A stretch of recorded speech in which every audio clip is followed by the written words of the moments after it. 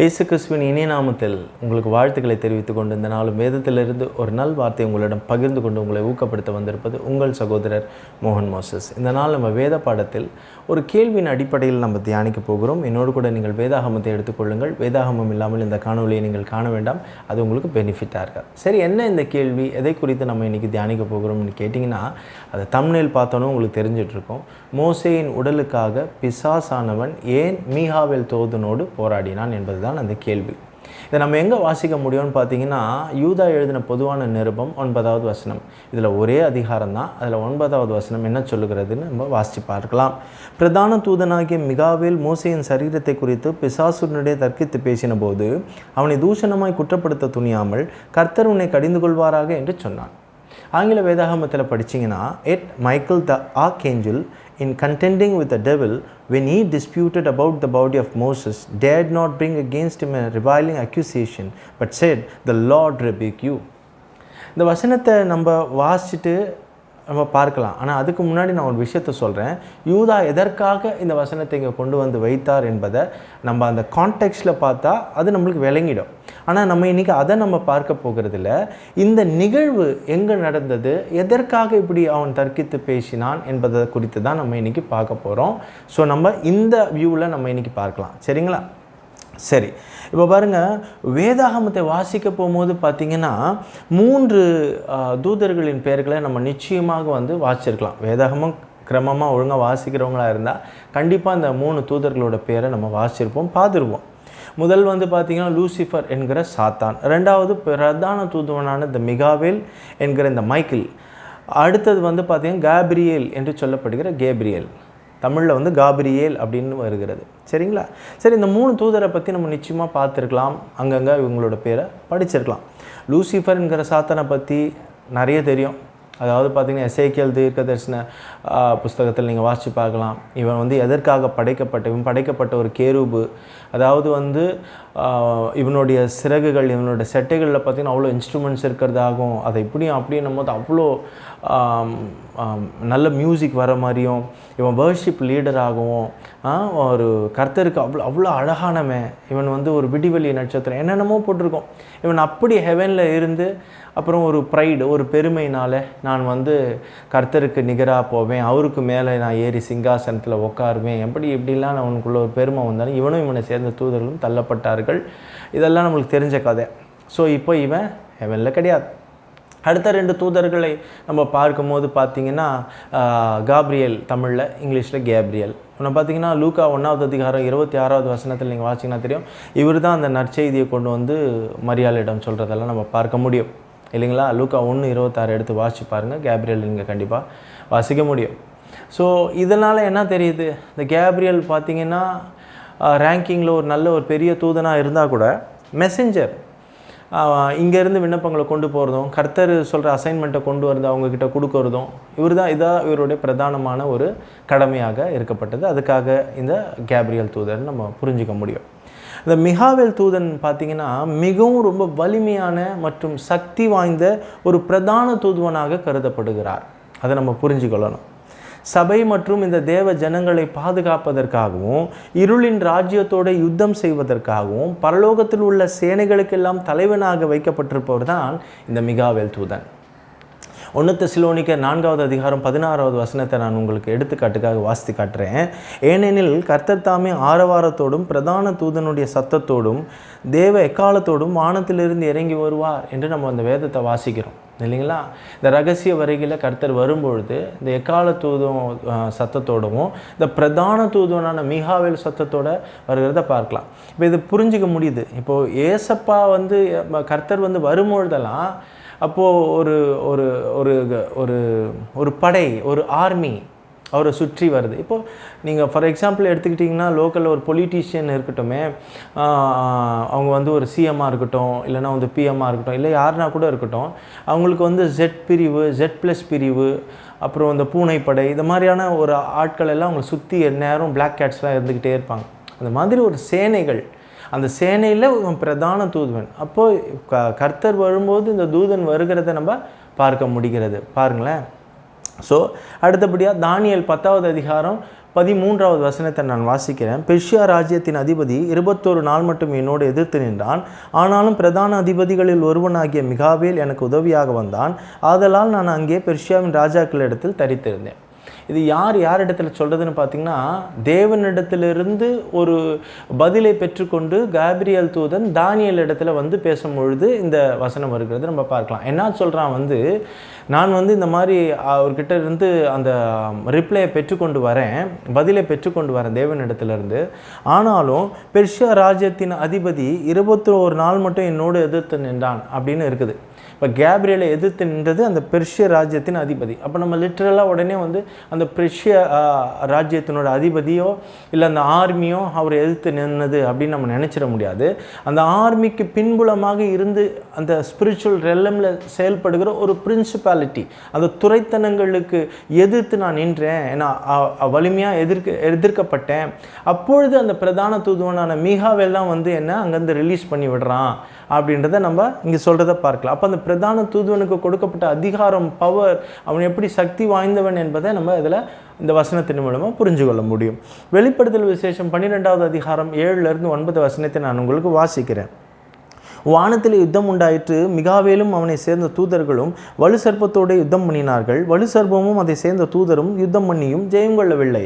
வானத்தில் அவர்கள் இருந்த இடமும் காணப்படாமற் போயிற்று. உலகம் அனைத்தையும் மோசம் போக்குகிற பிசாசு என்றும் சாத்தான் என்றும் சொல்லப்பட்ட பழைய பாம்பு ஆகிய அந்த வலு சர்ப்பம் தள்ளப்பட்டது. அது பூமியிலே விழ தள்ளப்பட்டது. அதனோடைய கூட அதை சேர்ந்த தூதரும் தள்ளப்பட்டார்கள். அப்போ இந்த ஸ்பிரிச்சுவல் ரெலமில் பாருங்கள், ஒரு யுத்தம் நடக்கும் பொழுது இவரோட மைட் எப்படி இருக்குது, இந்த மிகாவேலுக்கு கொடுக்கப்பட்ட அந்த அதிகாரம், அந்த பவர், இதெல்லாம் எப்படி இருக்குது, இவங்க எப்படி யுத்தம் செய்கிறாங்க, இவர் எதற்காக இவர் கடவுள் உருவாக்கி வைத்திருக்கிறார், படைக்கப்பட்டிருக்கிறார் என்பதற்கு சான்றாக நான் இந்த வசனத்தெல்லாம் உங்களுக்கு எடுத்து சொல்லுகிறேன். சரி, இப்போ இந்த யூதா 9வது வசனத்தை நம்ம ஏற்கனவே வாசித்தோம்ல, அதை நம்ம எப்படி பார்க்கணும்? இந்த அடிப்படையில் இந்த வசனங்கள்லாம் வாசித்தோம்ல, அப்போ அந்த வசனத்தை நம்ம எப்படி அடிப்படையில் பார்க்கணும்னா, தேவனுடைய விசுவாசமான வேலைக்காரனாகிய இந்த மீகாவேல் ஒரு பக்கம், கலகம் செய்து விழுந்து போன அல்லது தள்ளப்பட்ட விசுவாசமற்ற ஒரு முன்னாள் வேலைக்காரனாகிய லூசிஃபரும் மோசேயினுடைய சரீரத்தை குறித்து தர்க்கித்து பேசி கொள்வதை தான் நம்ம இங்கே பார்க்க முடியும். அந்தபடி நம்ம பார்த்தா இது நல்லா உங்களுக்கு புரியும். ஓகேங்களா? ஆனால் இது பரலோகத்தில் அல்ல, பூமியில். ஓகே, என்ன காரணத்திற்காக இந்த தர்க்கம் நடைபெற்றது என்று வேதத்தில் எங்குமே சொல்லப்படவில்லை. அப்போ எப்படி பிரதர் யூதா இதை சொல்ல முடிஞ்சது அப்படின்னு நீங்கள் கேட்டிங்கன்னா, ஒருவேளை இந்த நிகழ்வு பார்த்திங்கன்னா தள்ளுபடி ஆகமங்களிலிருந்து யூதா குறிப்பிட்டு சொல்லியிருக்கலாம் என்பது என்னுடைய கருத்து. இந்த புக் ஆஃப் ஈனோக்ஸ், இன்னும் நிறைய தள்ளுபடி ஆகமங்கள் இருக்கிறது. அந்த சுருள்களை படித்தவராக இருக்கலாம், அதிலிருந்து ஒரு கான்டெக்ஸ்டை எடுத்து இதில் கோர்வையாக அவர் சொல்லி இருக்கலாம். ஆனால் அவர் யூதா சொன்னதுக்கு ஒரு காரணம் இருக்கிறது. இன்றைக்கி நம்ம அந்த காரணத்தை குறித்து தியானிக்கலை, இந்த நிகழ்வை குறித்து தான் நம்ம இன்றைக்கி தியானிக்கிறோம். ஸோ ஆனால் வேதாகம வல்லுநர்கள் என்ன சொல்கிறாங்கன்னா, ஒருவேளை இன்ன காரணத்துக்காக இந்த தர்க்கம் நடைபெற்றிருக்கலாம் என்று பலர் தங்களது கருத்துக்களை முன்வைக்கிறார். அது என்ன கருத்துக்கள் அப்படின்னு பார்த்தீங்கன்னா, ஒரு சாரார் என்ன சொல்கிறாங்கன்னா, உபாகமம் 34வது அதிகாரம் 4லிருந்து 6 வாசிக்கிறேன் பாருங்கள். அப்பொழுது கர்த்தர் அவனை நோக்கி, நான் உங்கள் சந்ததிக்கு கொடுப்பேன் என்றும் ஆபிரகாமுக்கும் ஈசாக்குக்கும் யாக்கோப்புக்கும் ஆணையிட்ட தேசம் இதுதான். இதை உன் கண் காணும்படி செய்தேன், ஆனாலும் அவ்விடத்திற்கு நீ கடந்து போவதில்லை என்றார். அப்படியே கர்த்தரின் தாசனாகிய மோசே மோவாப் தேசமான அவ்விடத்தில் கர்த்தருடைய வார்த்தையின்படியே மரித்தான். அவர் அவனை மோவாப் தேசத்தில் உள்ள பெத்பேயோருக்கு எதிரான பள்ளத்தாக்கில் அடக்கம் பண்ணினார். இந்நாள் வரைக்கும் ஒருவனும் அவன் பிரேத குழியை அறியான் என்று நம்ம வாசிக்கிறோம். இப்போ ஒரு சாரர் சொன்ன ஒரு கருத்தை நான் வாசிக்கிறதுக்கு முன்னாடி இந்த வசனத்தை சொல்லி உங்களுக்கு நான் சொல்கிறேன், அவங்க என்ன யூகிக்கிறாங்க அப்படின்றத. ஓகேங்களா? இப்போ இந்த மோசேயின் இடத்துல கர்த்தர் பேசுகிறத நம்ம பார்க்குறோம். ஓகேங்களா? ஏன் நீ அந்த கானான் தேசத்துக்கு கடந்து போவதில்லை அப்படின்னு சொல்கிறாரு. அப்போது நம்ம உபாகமம் 32வது அதிகாரம் 48லேருந்து 52 வாசி காட்டுறோம் பாருங்கள். அந்நாளில் தானே கர்த்தர் மோசேயை நோக்கி, நீ எரிகோக்கு எதிரான மோவாப் தேசத்தில் உள்ள அந்த அபாரீம் என்னும் மலையில் இருக்கிற நேபோ பர்வதத்தில் ஏறி நான் இஸ்ரவேல் சந்ததியாருக்கு காணியாட்சியாக கொடுக்கும் கானான் தேசத்தை பார். நீங்கள் சீன் வனாந்திரத்தில் உள்ள காதேசிலே மெரிபாவின் தண்ணீர் சமீபத்தில் இஸ்ரவேல் புத்திரருக்குள்ளே என்னை பரிசுத்தம் பண்ணாமல் அவர்கள் நடுவே என் கட்டளைகளை மீறினதாலே ஒரு டிசோபியன்ஸ் நடந்துச்சு. மோசே வந்து ஒரு டிசோபீடியண்ட்டாக இருந்தார் ஒரு விஷயத்துலன்றதுனால தான் நான் உன்னை அந்த கானான் தேசத்துக்கு நீ போக மாட்ட, இங்கேருந்தே நீ பார்த்துரு அப்படின்றதுக்கான நான் காரணத்துக்காக இந்த வசனத்தை வாசித்தேன். ஓகேங்களா? அப்போ என்ன சொல்கிறாங்க, ஒரு டிசோபீடியன்ஸ் காரணமாக தான் இது நடந்திருக்கு அப்படின்றாங்க. ஆனால் இதுக்கும் ஒரு விளக்கத்தை நான் பின்னாடி சொல்கிறேன். ஓகேங்களா? இப்போ பாருங்கள், யாத்ராகமம் 2வது அதிகாரம் 11லிருந்து 15 வசனத்தை வாசிக்கிறேன் பாருங்கள். இப்போது இது எங்கே இந்த டிசோபீடியன்ஸ் நடந்தது நீங்கள் கேட்கணுன்னா நான் ரொம்ப சாதாரணமாக சொல்லிடுறேன். அது எப்படின்னு பார்த்தீங்கன்னா, எப்போ பார்த்தாலும் மோசே இடத்துலையும் கர்த்தர் இடத்துலையும் ஜனங்கள் வந்து ரொம்ப முறுமுறுத்துக்கிட்டே இருப்பாங்க. ஒரு வாட்டி வந்து தண்ணீருக்காக பயங்கரமாக முறுமுறுக்கும் போது ரொம்ப டென்ஷன் ஆகி என்ன பண்ணுவார், கடவுள்கிட்ட போய் கேட்பார். கர்த்தர் அதுக்கு சொல்லுவார், நீ அந்த கண்மல் இடத்துல பேசுன்னு சொல்லுவார். மோசே வந்து என்ன பண்ணுவார்னா, ரொம்ப டென்ஷன் ஆனதில் அந்த கோலை தன் கையில் வைத்திருக்கிற கோலை வைத்து கண்மலை அடித்து விடுவார். ஸோ தண்ணீர் புறப்பட்டு வந்துடும். ஆனாலும் அதுதான் கர்த்தர் அந்த வார்த்தையை என்னை பரிசுத்தம் பண்ணாமல் அவர்கள் நடுவில் என் கட்டளைகளை மீறினதுனாலே அந்த டிசோபீடியன்ஸால் நீ போகமாட்ட அப்படின்றது தான் அங்கே கருத்து. சரி, இது ஒரு பக்கம் வச்சுக்கோங்க. இது ஏற்புடையதா இல்லையான்றதை நம்ம பின்னாடி பார்க்கலாம். யாத்ராகமம் 2வது அதிகாரம் 11லிருந்து 15 வாசித்து பார்த்தீங்கன்னா உங்களுக்கு தெரியும். மோசே பெரியவனான காலத்திலே அவன் தன் சகோதரிடத்தில் போய் அவர்கள் சுமை சுமக்கிறதை பார்த்து தன் சகோதரனாகிய எபிரேயரில் ஒருவனை எகிப்தியன் அடிக்கிறதை கண்டு அங்கும் இங்கும் பார்த்து ஒருவனை இல்லை என்று அறிந்து எகிப்தியனை வெட்டி அவனை மணலிலே புதைத்து விட்டான். ஓகேங்களா? அப்போ பாருங்கள், இப்போ பார்வோன் இந்த 15வது வசனம் பாருங்கள். பார்வோன் இந்த காரியத்தை கேள்விப்பட்ட போது மோசேயை கொலை செய்ய வகை தேடினான். மோசே பார்வோன் இடத்துல தப்பி ஓடி மீதியான் தேசத்துக்கு போய் தங்கி ஒரு துறவர் வண்டையில் உட்கார்ந்ததுனால நான் உங்களை எதுக்காக சொல்ல வரேன்னா, இப்போ மோசே இங்கே ஒரு கொலையை பண்ணிட்டு தான் மோவாப் தேசத்துக்கு போயிடுறான். அதுக்காக நான் சொல்ல வரேன். ஓகேங்களா? அப்போது மீதியான் தேசத்துக்கு அப்போது மோசே இங்கே ஒரு கொலையை செய்துட்டு மீதியான் தேசத்துக்கு போகிறான். அப்போது இவங்க என்ன சொல்ல வராங்க, இந்த கருத்து சொல்ல வராங்க ஒரு சாரார்னு சொன்னேனே, இந்த கொலையினால் ஏற்பட்ட அந்த இரத்தப்பழி அவன் மேல் இருப்பதாகவும், இது ஒரு பாவம் இல்லையா, இது ஒரு பாவம் என்பதால் தேவனுக்கு முன்பாக மனிதர்களை குற்றப்படுத்துகிற பிசாசவன், இஸ் அக்யூசர். அதனால் தேவனுக்கு முன்பாக மனிதர்களை குற்றப்படுத்துகிற இந்த பிசாசானவன் தனக்கு மோசையை குற்றப்படுத்த சட்டப்பூர்வமான ஒரு உரிமை உள்ளது என்பதாக இந்த மீகாவிலுடன் தர்க்கித்திருக்கலாம் என்பது அவர்களுடைய கருத்து. இது அவர்களுடைய யூகம். ஓகேங்களா? ஆனாலும் நாங்கள் என்ன சொல்ல வரேன்னா, 1 கொரிந்தியர் 10வது அதிகாரம் 1லிருந்து 4 வசனத்தை வாசி பாருங்க.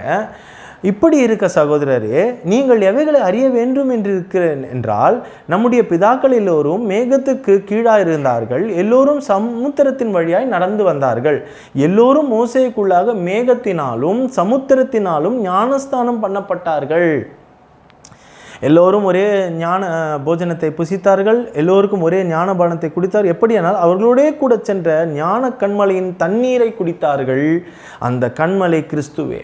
அப்போது இதை நம்ம வாசிக்க போகும்போது என்ன தெரியுது, இது ஒரு டைப் ஆஃப் பேப்டிசம்னு தெரியுது.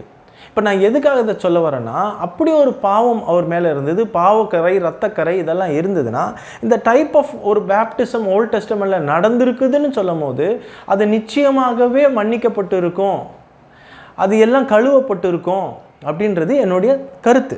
ஓகேங்களா? எபிரேயர் 3வது அதிகாரம் 2லிருந்து 5 வசனத்தை வாசித்து பார்த்தீங்கன்னா உங்களுக்கு தெரியும்.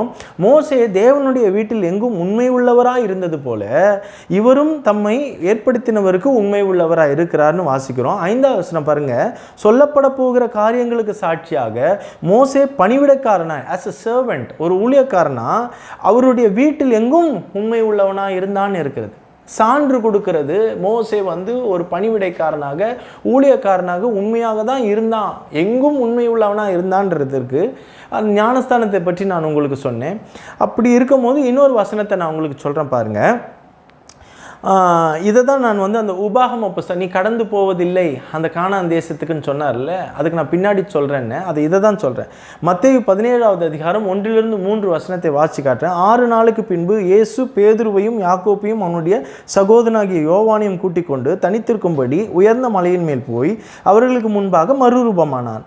அவர் முகம் சூரியனைப் போல பிரகாசித்தது, அவர் வஸ்திரம் வெளிச்சத்தைப் போல வெண்மையாயிற்று. அப்பொழுது மோசேயும் எலியாவும் அவரோடே பேசுகிறவர்களாய் அவர்களுக்கு காணப்பட்டார்கள். அந்த மறுரூப மலையிலே இயேசுவோடு மோசேயும் எலியாவும் பேசுகிறவர்களாக காணப்பட்டார்கள் என்று புதிய ஏற்பாட்டில் ஒரு வசனத்தை நம்ம வாசிக்கிறோம். அந்த தேசத்தை நீ பார்ப்பாய், ஆனாலும் அதற்குள் நீ பிரவேசிப்பது இல்லை என்று மோசேயிடம் அன்று தேவன் சொன்னார். அல்லேலூயா. ஆனாலும் தேவன் முன்குறித்த அந்த நேரத்தில் பாருங்க, மறுரூப மலையிலே மோசே கொண்டு வந்தார். அல்லேலூயா. அந்த கானான் தேசத்திலே அந்த மறுரூப மலையிலே அவர் கொண்டு சென்றார் என்பதை நம்ம பார்க்கலாம். ஆனால் சரீர பிரகாரமாக அல்ல, ஆவியின்படி. கர்த்தர் நல்லவர். அல்லேலூயா. அப்போது டிசோபீடியன்ஸ் காரணமாக இந்த தர்க்கம் நடந்திருக்கலாம், இவன் கர்த்தருக்கு விரோதமாக போனவன் அப்படின்னு இருந்திருக்கலாம்ன்றத கருத்து ஏற்புடையதாக இருக்குமா இல்லையான்றதை இப்படிலாம் நம்ம வாசிக்கும் போகும்போது தெரியும் இல்லைங்களா. வெளிப்படுத்தல் விசேஷம் 11வது அதிகாரத்தை நீங்கள் வாசி பார்த்தீங்கன்னா தெரியும். அங்கே 2 சாட்சிகளை பற்றி சொல்லப்பட்டிருக்கும். கடைசி நாட்களிலே அந்த சாட்சிகள் தீர்க்க தரிசனம் சொல்லுவார்கள், எத்தனை நாளளவும் அவங்க சுற்றி வருவார்கள்லாம் இருக்குது. நீங்கள் வாசித்து பாருங்கள், அப்போ தெரியும். அப்போ பெரிய பெரிய வேத வல்லுநர்கள்லாம் என்ன சொல்கிறாங்கன்னா, அந்த அதிகாரத்தில் அந்த குறிப்பிட்டு சொல்லப்பட்டிருக்கிற அந்த 2 சாட்சிகள் யாருன்னா இதே மோசேயும் எலியாவும் தான் என்று சொல்லப்படுகிறார்கள். ஏன்னா தேவனே இவருடைய உடலை அடக்கம் செய்யப்பட்டு இவர் என்ன ஆனார் அப்படின்றது தெரியாத போன ஒருத்தர் மோசேயும், உயிரோட கூட எடுத்துக்கொள்ளப்பட்ட எலியாவும் தான் அவங்க அப்படின்னு நிச்சயமாக உறுதியாக சிலர் கருதி சொல்லுகிறார்கள். எனவே இவர்களது கருத்து, இந்த ஒரு சாரார் சொல்லுகிற இந்த பாவத்தின் அடிப்படையில் தான் இது எனக்கு சொந்தம் அப்படின்னு அவன் லீகல் ரைட்ஸ் கொண்டாடுறதுக்கு இடம் இருந்திருக்காது அப்படின்றதுக்கு என்னுடைய கருத்தை நான் சொன்னேன். ஸோ இந்த ஒரு சாரார் சொன்ன கருத்து ஏற்புடையதாக இல்லை என்பது தான் நம்ம சொல்ல வேண்டும். இன்னொரு சாரார் என்ன சொல்லுகிறார்கள் என்று பார்ப்போம். எகிப்து தேசத்திலிருந்து மோசேயின் தலைமையில் இஸ்ரேல் மக்களை வாக்குத்தத்தம் பண்ணப்பட்ட இந்த கானான் தேசத்திற்கு கர்த்தர் அழைத்து செல்லும் வழியில் பார்த்தீங்கன்னா அநேக முறை கர்த்தருக்கு விரோதமாகவும் மோசேக்கு விரோதமாகவும் ஜனங்கள் முறுமுறுப்பதை நம்மளால் காண முடியும். நிறைய இடத்துல பார்க்க முடியும். கோபம் வரும் நம்மளுக்கே படிக்க போகும்போது. அதே போல் பார்த்திங்கன்னா ஒரு முறை என்னாகும் 21வது அதிகாரத்தில், நாங்கள் வனாந்திரத்தில் சாகும்படி நீங்கள் எங்களை எகிப்து தேசத்திலிருந்து வர பண்ணினது என்ன? இங்கே அப்பமும் இல்லை தண்ணீரும் இல்லை, இந்த அற்பமான உணவு எங்கள் மனதுக்கு வெறுப்பாக இருக்கிறது என்று அந்த ஜனங்கள் மோசேவுக்கும் தேவனுக்கும் விரோதமாக பேசுகிறத நம்ம இங்கே பார்க்கலாம். என்னாகும் 21வது அதிகாரத்தை வாசிச்சு பாருங்க. தூதர்கள் முன்னும் உணவு அந்த மன்னா, அந்த மன்னாவை கொடுக்கும்பொழுது தேனிட்ட பணியாரம் போல் இருந்தது ஒரு காலத்தில். பின்னாடி அந்த உணவு பாருங்கள் அவங்களுக்கு சலிச்சு போய் வெறுப்பு தட்டி அவங்க என்ன சொல்கிறாங்க, அந்த அற்பமான உணவு எங்கள் மனதுக்கு வெறுப்பாக இருக்கிறது என்று சொல்லுகிறாங்க. அந்த அளவுக்கு முறுமுறுக்கிறாங்க. இப்போ கர்த்தர் என்ன பண்ணுறாரு பாருங்கள், கோவப்பட்டு கொலிவாய் சர்ப்பங்களை ஜனங்களுக்குள்ளே அனுப்புகிறத நம்மளால் பார்க்க முடியும். ஜனங்களை அந்த கொலிவாய் சர்ப்பங்கள் கடித்ததுனால இஸ்ரேலுக்குள்ளே அநேக ஜனங்கள் செத்தார்கள்னு இருக்குது. அதே மாதிரி உடனே என்ன பண்ணுவாங்க, ஜனங்களெல்லாம் போய் நாங்கள் கர்த்தருக்கும் உமக்கும் விரோதமாக பாவம் செய்து எங்களுக்காக விண்ணப்பம் பண்ணுங்கள், அந்த கொலிவாய் சர்ப்பத்தெல்லாம் ரிட்டர்ன் போகணும் அப்படின்னு சொல்லி மோசேவிடத்தை சொல்லும் போது உடனே மோசேவும் போய் ஜனங்களுக்காக போய் கர்த்தரிடத்தில் ஜெபிக்கிறத நம்ம பார்க்கலாம், விண்ணப்பம் பண்ணுவார். அப்போது கர்த்தர் என்ன சொல்வார்னா, நீ ஒரு கொள்ளிவாய் சர்ப்பத்தின் உருவத்தை செய்து அதை ஒரு கம்பத்தின் மேல் தூக்கி வை, கடிக்கப்பட்டவன் எவனோ அவன் அதை நோக்கி பார்த்தால் பிழைப்பான்னு சொல்கிறத நம்ம இங்கே வாசிக்க முடியுது. அப்படியே மோசே என்ன பண்ணுவார், ஒரு வெங்கல சர்ப்பத்தை உண்டாக்கி அதை ஒரு கம்பத்தின் மேலே தூக்கி வச்சிடுவார். அந்த வெங்கல சர்ப்பத்தை நோக்கி பார்க்குற ஜனங்கள் எல்லாம் பிழைக்கிறத நம்ம இங்கே வாசிக்க முடியும். ஓகேவா? இந்த போர்ஷனை இதோடு வச்சுக்கிட்டு இங்கே அப்படியே அதை கட் பண்ணி நீங்கள் 2 ராஜாக்கள் 18வது அதிகாரத்துக்கு வாங்க. அங்கே வந்தீங்கன்னா நான் உங்களுக்கு ஒரு வசனத்தை வாசி காட்டுறேன். நீங்கள் முதல்லேருந்து வாசித்த பாலே தெரியும். 2 ராஜாக்கள் 18 எசேக்கியா யூதாவினுடைய ராஜாவாவான். அவன் ராஜாவாகும் போது அவனுக்கு ஒரு 25 வயசு இருக்கும். அவன் ஒரு 29 வருஷம் அரசாள்வான். அந்த டைமில் என்ன பண்ணுவான், அவன் தன்னுடைய தன் தகப்பனாகி தாவீது செய்தபடியெல்லாம் கர்த்தருடைய பார்வைக்கு செம்மையான காரியத்தை செய்கிறத நம்ம வாசிக்க முடியும். அவன் என்ன பண்ணுவான், அவன் மேடைகளை அகற்றி சிலைகளை தகர்த்து விக்கிரக தோப்புகளை வெட்டி மோசே பண்ணி இருந்த வெங்கல சர்ப்பத்தை உடைத்து போட்டான். அந்த நாட்கள் மட்டும் இஸ்ரவேல் புத்திரர் அதற்கு தூபம் காட்டி வந்தார்கள், அதற்கு நெகுஸ்தான் என்று பெயரிட்டான்னு இருக்குது. இப்போ பாருங்கள், கிட்டத்தட்ட 250 ஆண்டுகளுக்கு மேலே ஆயிடுச்சு. எங்கே என்னாகமம் புஸ்தகத்தில் சொல்லப்பட்டதிலிருந்து இந்த 2 ராஜாக்கள் 18வது அதிகாரத்தை வாசிக்கிறோமே, கிட்டத்தட்ட 250 ஆண்டுகள் பாஸ் ஆகி கடந்து வரும்போது இந்த ஜனங்கள் என்ன பண்ணுறாங்க, மோசேவினா அந்த செய்யப்பட்ட அந்த வெங்கல சர்ப்பத்தை தூக்கிக்கிட்டே வந்திருக்காங்க. பரம்பரையாக இதை தூபங்காட்டி வர்ஷிப் பண்ணியிருக்காங்க பாருங்கள். அப்போது கிட்டத்தட்ட 250 ஆண்டுகளுக்கு அப்புறமாக இது உடைக்கப்பட்டது என்றால், அதுவரை இந்த ஜனங்கள் என்ன பண்ணியிருக்காங்க, இந்த வெங்கல சர்ப்பத்தை ஒரு விக்கிரகமாக வழிபட்டு வந்தார்கள் என்பது தானே உண்மை. இப்படி மோசேவால் உயர்த்தப்பட்ட அந்த வெங்கல சர்ப்பத்தில் ஏதோ ஒரு வல்லமை உள்ளது என்று விசுவாசித்து அதனை விக்கிரகமாக வழிபட்டு வந்தது போல, ஜனங்கள் மோசேயின் உடல் அடக்கம் செய்யப்பட்ட இடத்தை ஒரு கோவிலாக மாற்றி வழிபட மாட்டார்கள் என்பது என்ன நிச்சயம்? அவரை தெய்வமாக மாற்றினால் கூட ஆச்சரியப்படுறதுக்கு ஒன்றும் இல்லை. ஸோ மோசே, இப்போ நீங்கள் யோசிச்சு பாருங்கள், மோசே சில நாட்கள் இல்லை என்று அறிந்தவுடன் அந்த ஜனங்கள் என்ன செய்தாங்க, இவர் போய் அந்த 2 டேப்லெட்டை வாங்கிட்டு வரத்துக்குள்ளே மலையில் இருந்து, அதாவது அந்த கற்பலகைகளை வாங்கிட்டு வர்றதுக்குள்ளேயே இவங்க என்ன பண்ணாங்க, ஆரோன் மூலியமாக ஒரு பொன் கன்றுக்குட்டி செய்து அது நம்மளை வழி நடத்திட்டோம் அப்படின்னு சொல்லி இவங்க எல்லாம் அந்த பொன் கன்றுக்குட்டியை வழிபட தொடங்கிட்டாங்கல்ல. அப்பேற்பட்ட ஜனங்கள் கண்டிப்பாக இந்த மோசே அடக்கம் செய்யப்பட்ட இடத்த ஒரு வழிபாட்டு ஸ்தலமாகவே மாற்றிட்டு இருப்பாங்க. அவருக்கு பலியிட என்ன வேணால் பண்ணியிருப்பாங்க. ஸோ இந்த மாதிரியான மோசமான திட்டம் எல்லாம் பார்த்திங்கன்னா எல்லாமே பிசாசினிடமிருந்து தான் வரும் ஜனங்களுக்கு. அப்போது ஒரு வேளை பிசாசானவன் மோசையின் சரீரத்தை ஆட்கொண்டு பெரும் அற்புதத்தையும் அடையாளத்தையும் செய்து ஜனங்களை பின்மாற்றத்துக்குள் நடத்தி தேவனுடைய திட்டத்துக்கு எதிராக சதி செய்ய எண்ணம் கொண்டிருந்திருக்கலாம். அதனை முறியடிக்கும் விதமாக கர்த்தர் மோசேயின் சரீரத்தை அடக்கம் செய்யும் வரை இந்த பிரதான தூதனான மீகாவேலை அனுப்பி பாதுகாத்திருக்கலாம். அல்லது அடக்கம் செய்த பின்னர் இந்த தர்க்கம் பிசாசுக்கும் மிகாவேலுக்கும் நடந்திருக்கலாம், இல்லை அடக்கம் செய்யும் பொழுது நடந்திருக்கலாம். எல்லாம் யூகமே. ஆனால் இந்த கருத்தை ஏற்றுக்கொள்ளும் விதமாக இருக்கிறது. அதை நான் என்னுடைய கருத்தாக எடுத்துக்கொள்ளுகிறேன். ஓகேங்களா? ஏன்னா ரோமருக்கு எழுதின நிருபம் 1வது அதிகாரம் 25வது வசனத்தை வாசி பார்த்தீங்கன்னா உங்களுக்கு தெரியும், தேவனுடைய சத்தியத்தை அவர்கள் பொய்யாக மாற்றி சிருஷ்டிகரை தொழுது சேவியாமல் சிருஷ்டியை தொழுது சேவித்தார்கள், அவரே என்றென்றைக்கும் ஸ்தோத்திரிக்கப்பட்டவர் ஆமேன் என்று நாம் வாசிக்கிறோம். அப்போ சிருஷ்டிகரை இவங்க என்றைக்குமே தொழுறதில்லை. எந்த மீன்ஸ்லையாவது சிருஷ்டியை தான் இவங்க தொழுது கொண்டு வந்தவங்க என்பதற்கு நான் இந்த வசனத்தை ஆதாரமாக நான் உங்களுக்கு வாசித்து காண்பிக்கிறேன். இவங்க நிச்சயமாக பாருங்கள், ஏன்னா மிகப்பெரிய அடையாளங்கள் எல்லாம் செய்தவர் மோசே. சாதாரணப்பட்ட ஒரு ஆளாக நம்ம எண்ணி விட முடியாது. தேவன் அவருடைய வல்லமையாய் பயன்படுத்தினார். அக்காரணத்தினாலே எங்கள் ஜனங்க நிச்சயமாக கூட அவரை பண்ணியிருக்கலாம். அதே சமயத்தில் இந்த மோசேவினுடைய சரீரத்தை, எந்த சரீரத்துக்கும் போராடாதவன் இந்த மோசேவினுடைய சரீரத்துக்கு போராடினான் என்பது, அவன் இந்த சரீரத்தை ஆட்கொண்டு அந்த பலமான அந்த தீர்க்கதரிசியினுடைய சரீரத்தை ஆட்கொண்டு ஏதோ ஒரு காரணத்திற்காக அவன் பயன்படுத்தலாம் என்ற திட்டம் முறியடிக்கப்பட்டிருக்கும் என்பதுதான் என்னுடைய கருத்து. இப்போ அதே நேரத்தில் பார்த்தீங்கன்னா ஒரு வசனத்தை நம்ம அந்த யூதா 9வது வசனத்தை வாசிக்க போகும்போது பார்த்தோம், மோசேயின் சரீரத்தை குறித்து பிசாசுனுடைய தர்க்கித்த பேசின மீகாவில் என்ன சொல்கிறாரு, கர்த்தர் உன்னை கடிந்து கொள்வாராக என்று சொல்லுகிற வசனத்தை பார்க்கலாம். The Lord rebuke you.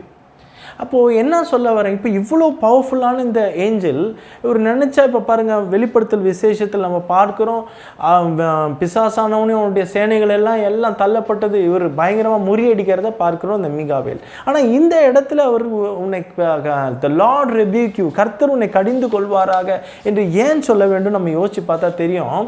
Because இந்த ஸ்பிரிச்சுவல் ரெலமில் அவங்களுக்கு எல்லாம் தங்களுடைய அந்த ரேங்கிங் லெவல் தெரியும். அப்போ பாருங்கள், மீகாவேல் தன்னை போன்ற ஒரு ரேங்கிங் லெவலில் இருக்கிற இந்த லூசிஃபரை எப்படி சொல்கிறாரு, கர்த்தர் உன்னை கடிந்து கொள்வாராக அப்படின்னு சொல்கிறார் பாருங்கள். அப்போது இன்றைக்கி நாம் அதெல்லாம் புரிந்து கொள்வது இல்லை. நம்ம என்ன எடுப்பில் நேற்றைக்கு ரட்சிக்கப்பட்டிருக்கட்டும், என்ன வேணா இருக்கட்டும், புதிதாக வந்தவங்க உடனே நம்ம அநேக சபைகளில் பார்க்குறோம், உடனே இவங்களோட ஜெபத்தில் பார்ப்போம், எல்லோரும் என்ன சொல்கிறோம், I bind you devil, I bind you Satan அப்படின்னு சொல்கிறோம். நான் உன்னை கட்டுறேன், நான் உன்னை கட்டுகிறேன்றோம், என்னென்னமோ சொல்கிறோம்ல. அது ஏற்புடையதா இல்லையா நீங்களே கொஞ்சம் யோசிச்சு பாருங்களேன். அப்போ நாமளும் அவனுக்கு மரியாதை கொடுத்து பேசணுமா அப்படின்னு நான் சொல்ல வரலைங்க. இதையெல்லாம் நம்ம வாசிக்க போகும்போது இந்த ஸ்பிரிச்சுவல் ரெலமில் நம்ம எவ்வளோ நாள் சிலதெல்லாம் போராடுறோம் பார்த்தீங்களா, அதெல்லாம் எப்படி எடுத்துக்கொள்ளப்படுகிறது நீங்களாக யோசிக்கணும். அதுக்காக நான் இதை சொல்ல வருகிறேன். ஆனாலும் இருவரும் ஏன் இங்கே பேசினார்கள், இந்த தர்க்கம் எதற்காக என்பதை நாம் உண்மையிலே தெரிந்து கொள்ள வேண்டும் என்று தேவன் விரும்பி இருந்தால் அவர் நிச்சயமாக அதை மறைக்காமல் ஏதாவது ஒரு இடத்துல நம்மளுக்கு சொல்லி அதை விளக்கி இருப்பார் என்று தான் நான் நம்புகிறேன். அப்போது இது ஏதோ ஒரு காரணத்திற்காக மறைக்கப்பட்டிருக்கிறது என்பதும் ஒரு உண்மை. இதெல்லாம் இப்போ நம்ம சொன்ன கருத்தை எல்லாம் நாமளாக யூகம் பண்ணிக்கிறது. சிலது அக்செப்டபுளாக இருக்குது, சிலது அக்செப்டபுளாக இல்லை, அவ்வளோதான் வித்தியாசம். ஸோ நான் சொல்லுகிறது தான் கரெக்டு அப்படின்றத நான் சொல்ல வரல. ஓகேங்களா? உபாகமம் 29 வாசிச்சிங்கன்னா இதுக்கான விட உங்களுக்கு தெரிஞ்சிடும். மறைவானவைகள் நம்முடைய தேவனாகிய கர்த்தருக்கே உரியவைகள், வெளிப்படுத்தப்பட்டவைகளோ நமக்கும் நம்முடைய பிள்ளைகளுக்கும் என்றென்றைக்கும் உரியவைகள் என்று நம்ம வாசிக்கிறோம். ஓகேங்களா?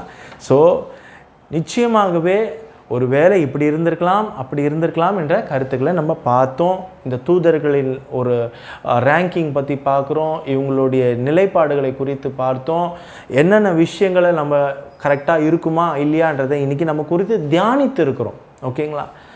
இந்த நேரத்தை கொடுத்த தேவாதி தேவனுக்கு இயேசுவின் நாமத்தினால் நான் நன்றிகளை ஏறெடுக்கிறேன். கர்த்தருக்கு சித்தமானால் வேறொரு சமயத்தில் வேறொரு தலையங்கத்தோடு கூட நான் உங்களை சந்திக்க ஆவலாக இருக்கிறேன். உங்களுக்கு ஏதாவது கேள்விகள் இருந்தால் கூட நீங்கள் கமெண்ட்ஸில் ஷேர் பண்ணுங்கள். அதே மாதிரி உங்கள் கருத்துக்களை, இந்த காணொளி தொடர்பான உங்கள் கருத்துக்களையும், ஒருவேளை இப்படி கூட இருக்கலாம்ல பிரதர் அப்படின்னு இருந்தால் அதையும் நீங்கள் பதிவிடுங்கள். நான் பணிவோடு ஏற்றுக்கொள்ளுகிறேன். வசன ஆதாரத்தோடு சொல்லுங்கள், இன்னும் சிறப்பாக இருக்கும். அதை நான் உங்களுக்கு தெரிவித்துக்கொள்ள விரும்புகிறேன். சரி, இந்த ரகசிய வருகைக்காக காத்து கொண்டிருக்கும் இந்த மணவாளனுடைய அந்த மணவாட்டி சபையை இரட்சகராகிய இயேசு கிறிஸ்து நிச்சயமாக எடுத்துக்கொள்ள வருகிறார். அவருடைய வருகைக்காக காத்து கொண்டிருக்கும் நாம் யாவரும் சேர்ந்து சொல்லுவோம், மாரநாதா, ஆமென்.